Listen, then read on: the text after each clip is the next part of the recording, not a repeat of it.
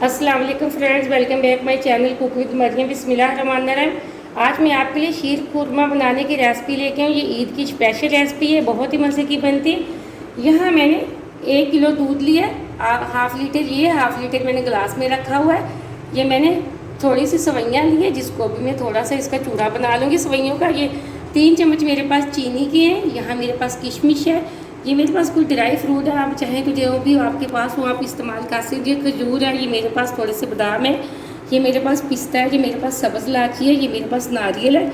आधी चम्मच यहाँ मैंने कोको पाउडर के लिए, ये मेरे पास है घी।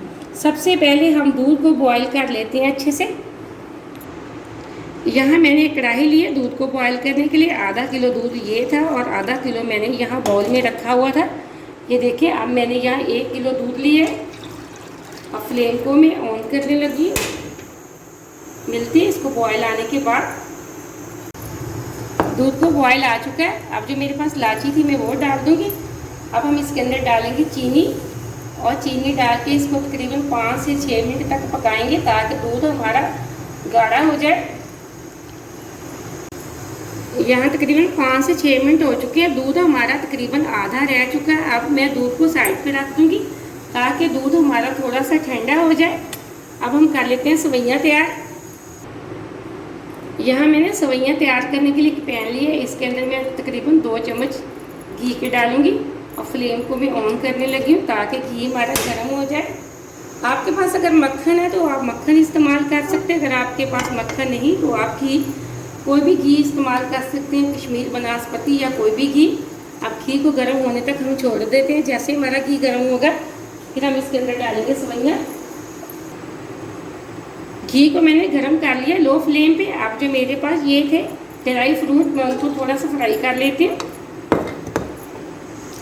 तो यहाँ मैं तकरीबन 1 मिनट के लिए ड्राई फ्रूट को फ्राई कर लेती हूँ।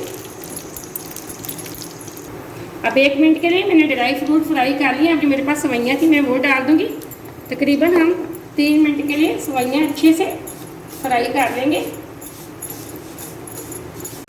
यहाँ सवैयाँ मेरी एकदम से अच्छे से फ्राई हो चुकी हैं। देखें माशाल्लाह से बहुत अच्छा इसका कलर है। अब जो मेरे पास दूध था, मैंने दूध तैयार करके रखा था, वो मैं इसके अंदर डाल दूँगी।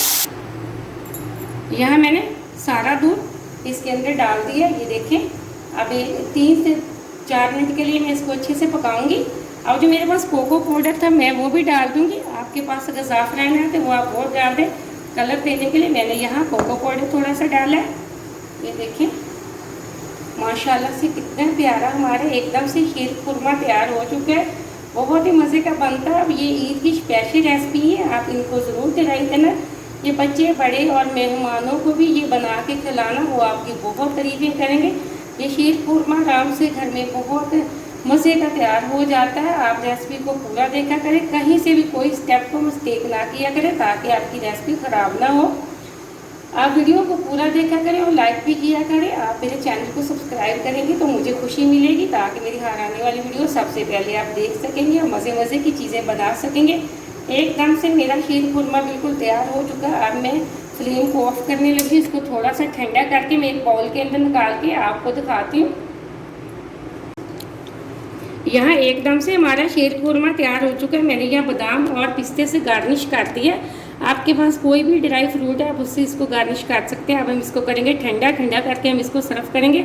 आप इस रेसिपी को ज़रूर ट्राई करना। मुझे अगली रेसिपी के लिए इजाज़त दें। अल्लाह हाफ़िज़।